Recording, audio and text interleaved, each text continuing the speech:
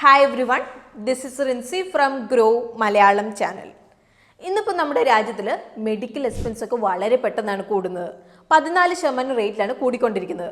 അപ്പം അത് നമ്മൾ എടുത്തു പറയേണ്ട ഒരു കാര്യം തന്നെയാണല്ലേ. ഇന്നിപ്പം ഈ കാലത്ത് മെഡിക്കൽ കോസ്റ്റ് ഒക്കെ ഇതുപോലെ കൂടുമ്പോൾ ഹെൽത്ത് ഇൻഷുറൻസ് നമുക്കൊരു ഓപ്ഷനായിട്ട് പറയാൻ പറ്റില്ല. അതെല്ലാവർക്കും ആവശ്യമായിട്ടുള്ള ഒരു കാര്യമായിട്ട് മാറിയിട്ടുണ്ട്. ഇന്നിപ്പം ആളുകളുടെ പ്രായമൊക്കെ കൂടുന്നതനുസരിച്ച് ഹെൽത്ത് ഇഷ്യൂസ് ഒക്കെ വളരെ കോമൺ ആണ്. അപ്പോൾ അതുകൊണ്ട് തന്നെ നമ്മുടെ ഹോസ്പിറ്റൽ പോക്കും കൂടിയിട്ടുണ്ട്. ഈവൻ ഇന്നിപ്പോൾ നിങ്ങളുടെ പാരൻസിന് ഗ്രൂപ്പ് ഹെൽത്ത് ഇൻഷുറൻസ് പോളിസിയിൽ കവേർഡ് ആണെങ്കിലും അത് മതിയായെന്ന് വരില്ല. അപ്പോൾ അതുകൊണ്ട് തന്നെ അവർക്കായിട്ട് ഇന്നൊരു separate health insurance policy consider ചെയ്യേണ്ടത് വളരെ ഇമ്പോർട്ടൻ്റ് ആണ്.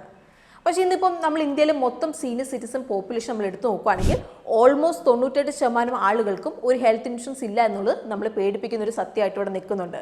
അപ്പോൾ അതുകൊണ്ട് തന്നെ ഇതിനെക്കുറിച്ച് സംസാരിക്കേണ്ടത് വളരെ ഇമ്പോർട്ടൻ്റ് ആണെന്ന്. സോ ഇന്നത്തെ വീഡിയോയിൽ നമ്മൾ സീനിയർ സിറ്റിസൺ ആയിട്ടുള്ള ഹെൽത്ത് ഇൻഷുറൻസിനെ കുറിച്ചായിരിക്കും നമ്മൾ സംസാരിക്കുന്നത്. സോ നിങ്ങൾ വീഡിയോ ഫുള്ളായിട്ട് തന്നെ കാണാൻ വേണ്ടിയിട്ട് ശ്രദ്ധിക്കുക. അതുപോലെ തന്നെ നമ്മൾ ചാനൽ കോണ്ടന്റ് ഒക്കെ നിങ്ങൾക്ക് ഇഷ്ടമാവുന്നുണ്ടെങ്കിൽ ചാനലും കൂടെ നിങ്ങൾ സബ്സ്ക്രൈബ് ചെയ്യുക. So let's begin today's video.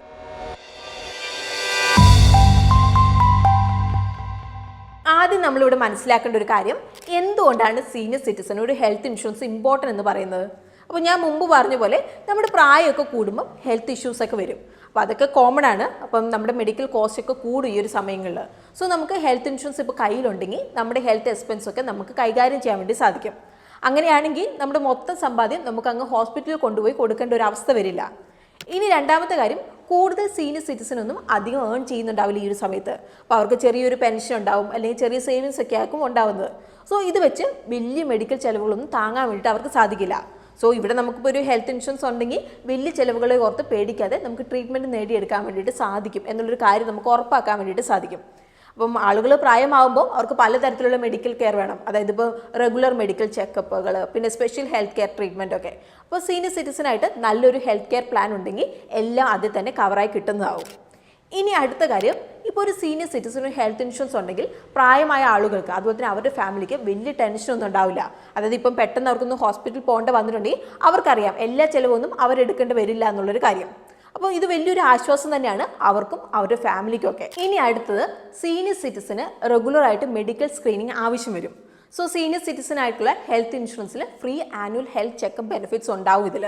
So ഇതുവഴി റെഗുലർ ഹെൽത്ത് സ്ക്രീനിങ് വഴിയുള്ള ചിലവുകളൊക്കെ നല്ല രീതിയിൽ അവർക്ക് കുറയ്ക്കാൻ വേണ്ടിയിട്ട് സാധിക്കും. സോ ചുരുക്കി പറയുകയാണെങ്കിൽ സീനിയർ സിറ്റിസന് ഹെൽത്ത് ഇൻഷുറൻസ് വളരെ പ്രധാനപ്പെട്ട ഒരു കാര്യമാണ്. ഇനി നമുക്ക് സീനിയർ സിറ്റിസൻ്റെ ഹെൽത്ത് ഇൻഷുറൻസ് ഏതൊക്കെയാണ് വരുന്നത് എന്നുള്ളത് നമുക്ക് നോക്കാം. അപ്പോൾ സീനിയർ സിറ്റിസൻ്റെ ഹെൽത്ത് ഇൻഷുറൻസ് പ്ലാനിൽ പല റേഞ്ചിലുള്ള മെഡിക്കൽ എക്സ്പെൻസുകൾ കവർ ചെയ്യുന്നുണ്ട്. അപ്പോൾ എന്തൊക്കെയാണ് ഈ ഒരു പ്ലാനിൽ കവർ ചെയ്യുന്നത് എന്നുള്ളത് നമുക്ക് നോക്കാം. അപ്പോൾ ആദ്യത്തെ ഹോസ്പിറ്റലൈസേഷൻ എക്സ്പെൻസ് ആണ്. അപ്പോൾ ആദ്യത്തെ നമ്മൾ ഹോസ്പിറ്റലിൽ നിൽക്കുമ്പോൾ നമുക്ക് വരുന്ന ചിലവുകളാണ്. ലൈക്ക് ഇപ്പോൾ ഹോസ്പിറ്റൽ റൂം റെൻറ്റ്, ഡോക്ടറിൻ്റെ കൺസൾട്ടിങ് ഫീ, ICU ചാർജ് ഒക്കെ. അടുത്ത് pre and post hospitalisation expense ആണ്. അപ്പോൾ ഇത് നമ്മൾ ഹോസ്പിറ്റലിൽ അഡ്മിറ്റ് ചെയ്യും മുമ്പ് അതുപോലെ ഡിസ്ചാർജ് ചെയ്ത് കഴിഞ്ഞ് നമുക്ക് വരുന്ന ചിലവുകളാണ്. അപ്പം ഇത് ഈ ഒരു പ്ലാനിൻ്റെ കീഴിൽ വരുന്നുണ്ട്. ഇനി അടുത്ത ആയുഷ് ട്രീറ്റ്മെൻറ്റ് കോസ്റ്റ് ആണ്. ഓൾട്ടർനേറ്റീവ് ട്രീറ്റ്മെൻറ്റ്സ് ലൈക്ക് ഇപ്പോൾ ആയുർവേദ, യോഗ, നാച്ചുറോപ്പതി, സിദ്ധ, അതുപോലെ തന്നെ ഹോമിയോപ്പതി ഒക്കെ ഇതിൽ ഇൻക്ലൂഡഡ് ആണ്. അടുത്തത് മെൻ്റൽ ഹെൽത്ത് ട്രീറ്റ്മെൻറ്റ്സ് ആണ്. അപ്പം പ്രായമായ ആളുകളിൽ വരുന്ന ഡിമെൻഷ്യ, അപ്പം നമ്മുടെ മെമ്മറീനെയൊക്കെ സീരിയസ് ആയിട്ട് ബാധിക്കുന്ന ഒരു അസുഖമാണിത്. അപ്പോൾ ഇതൊക്കെ നമ്മൾ നിസ്സാരമായിട്ട് നമ്മൾ കാണാൻ വേണ്ടി പാടില്ല. അപ്പോൾ അതുകൊണ്ട് തന്നെ സീനിയർ സിറ്റിസനായിട്ട് മെൻ്റൽ ഹെൽത്ത് ഇഷ്യൂ കവറേജ് ഉണ്ടാവേണ്ടത് വളരെ ഇമ്പോർട്ടൻ്റ് ആണ്. ഇനി അടുത്ത് എക്സ്പെൻസ് ഫോർ ഓർഗൻ ഡോണേഴ്സ് ആണ്. ഇപ്പം നമുക്കൊരു ഓർഗൻ ട്രാൻസ്പ്ലാന്റ് വേണമെങ്കിൽ ഓർഗൻ ഡൊണേറ്റ് ചെയ്യുന്ന ആൾക്ക് വേണ്ടി വരുന്ന ചിലവുകൾ ഹോസ്പിറ്റലൈസേഷൻ ഒക്കെ ഈ ഒരു പ്ലാനിൽ കവർ ചെയ്യും. അടുത്ത് ആംബുലൻസ് ചാർജ് ആണ്. അതായത് ഹോസ്പിറ്റലിലേക്കുള്ള ആംബുലൻസ് സർവീസ് കോസ്റ്റ് ഒരു ലിമിറ്റ് വരെ ഇതിൽ കവേർഡ് ആണ്. അടുത്തത് ഡേ കെയർ ട്രീറ്റ്മെൻറ്റ് ആണ്. അതായത് 24 മണിക്കൂർ ഹോസ്പിറ്റലൈസേഷൻ ആവശ്യമില്ലാത്ത ട്രീറ്റ്മെൻറ്റ്സ് ലൈക്ക് ഇപ്പോൾ ഡയാലിസിസ്, കീമോതെറാപ്പി ഒക്കെ ഇതിൽ കവേർഡ് ആണ്. അടുത്ത് പ്രീ എക്സിസ്റ്റിംഗ് കണ്ടീഷൻസ് ആണ്. അപ്പോൾ ജനറലി 1 മുതൽ 4 വർഷത്തെ വെയിറ്റിംഗ് പീരീഡ് കഴിഞ്ഞ് ഈ ഒരു പ്ലാനിൽ ഇൻഷുർഡ് സീനിയർ സിറ്റിസൻ്റെ പ്രീ എക്സിസ്റ്റിംഗ് കണ്ടീഷൻസ് കവർ ചെയ്യുന്നുണ്ട്. ഇനിയിപ്പോൾ ഡോക്ടർ വീട്ടിൽ വന്ന് ട്രീറ്റ്മെൻറ്റ് റെക്കമെൻഡ് ചെയ്യുവാണെങ്കിൽ ഈ ഒരു പോളിസിയിൽ ഹോം ബേസ്ഡ് ഹോസ്പിറ്റലൈസേഷൻ എക്സ്പെൻസുകൾ കവർ ചെയ്യുന്നുണ്ട്.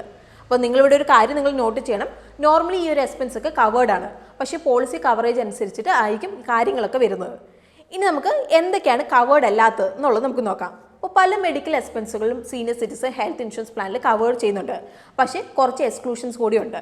സോ അതെന്തൊക്കെയാണ് കവേർഡ് അല്ലാത്ത കാര്യങ്ങൾ എന്നുള്ളതും കൂടി നമുക്ക് നോക്കാം. അപ്പോൾ ആദ്യത്തെ സെൽഫ് ഇൻഫ്ലിക്റ്റഡ് ഇഞ്ചുറീസ് ആണ്.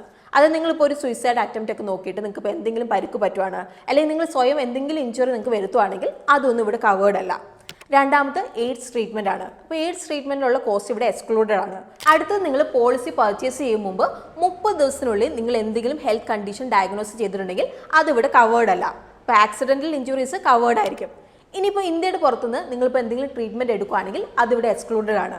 ഇനിയിപ്പോൾ നിങ്ങളിപ്പം റെസ്റ്റ് എടുക്കാനായിട്ട് അല്ലെങ്കിൽ ഇൻവെസ്റ്റിഗേഷൻ പേർപ്പസിനായിട്ട് ഭാഗമായിട്ട് നിങ്ങളിപ്പോൾ ഹോസ്പിറ്റലിൽ അഡ്മിറ്റ് ആയിട്ടുണ്ടെങ്കിൽ അതിവിടെ കവേർഡ് അല്ല.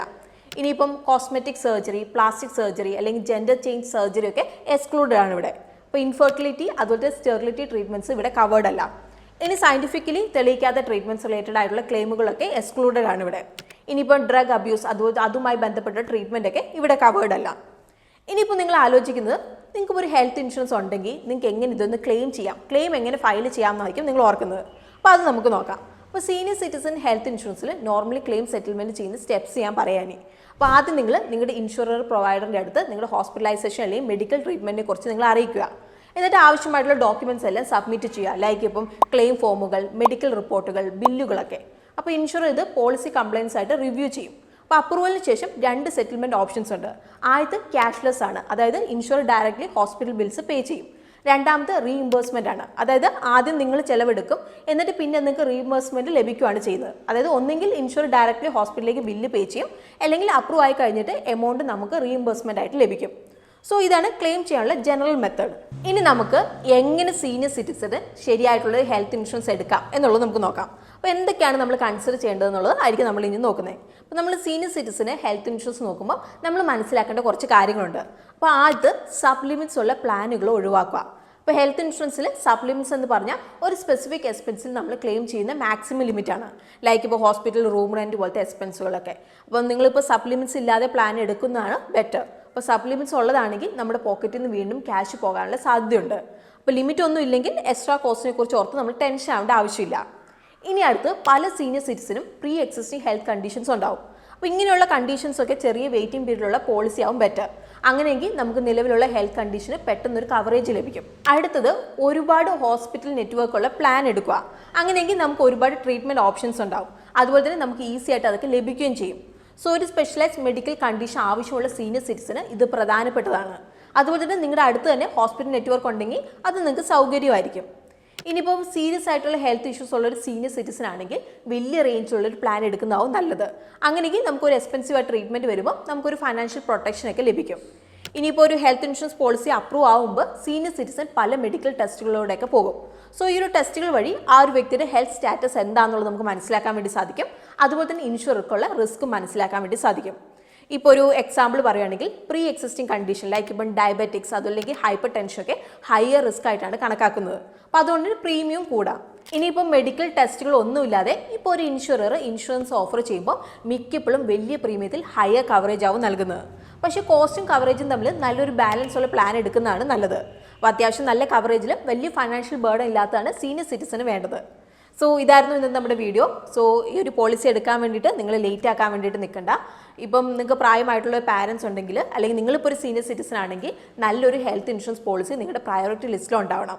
അപ്പോൾ നിങ്ങളുടെ പാരൻസിന് ഒരു ഹെൽത്ത് ഇൻഷുറൻസ് ഉണ്ടോ, നിങ്ങളിപ്പോൾ സീനിയർ സിറ്റിസൺ ആണ് അല്ലെങ്കിൽ നിങ്ങൾക്ക് ഹെൽത്ത് ഇൻഷുറൻസ് ഉണ്ടോ, ഇതിനെക്കുറിച്ചിട്ടൊക്കെ നിങ്ങൾക്ക് കമൻറ്റ്സ് നിങ്ങൾക്ക് പറയാവുന്നതാണ്. അപ്പോൾ വീഡിയോ നിങ്ങൾക്ക് ഹെൽപ്ഫുൾ ആയിട്ടുണ്ടെങ്കിൽ വീഡിയോ നിങ്ങൾ ലൈക്ക് ചെയ്യുക. അതുപോലെ തന്നെ നിങ്ങളുടെ ഫ്രണ്ട്സ് ആൻഡ് ഫാമിലിക്കും കൂടി ഷെയർ ചെയ്യാൻ വേണ്ടിയിട്ട് മറക്കണ്ട. സോ നമുക്ക് പുതിയൊരു വീഡിയോ ആയിട്ട് വീണ്ടും കാണാം. അതുവരെ happy investing and bye from Rincy.